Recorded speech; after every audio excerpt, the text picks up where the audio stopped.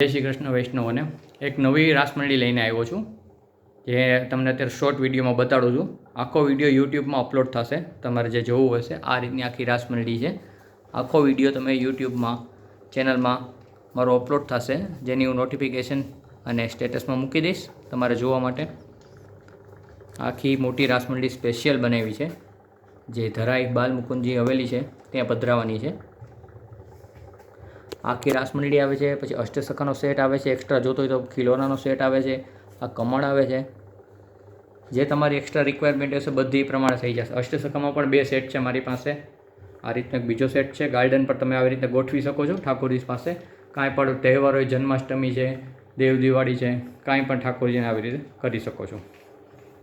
આ મોટી રાસમંડળી બનાવી છે સ્પેશિયલ વિથ ગાર્ડન સાથે. ગાર્ડનમાં રાસમંડળી.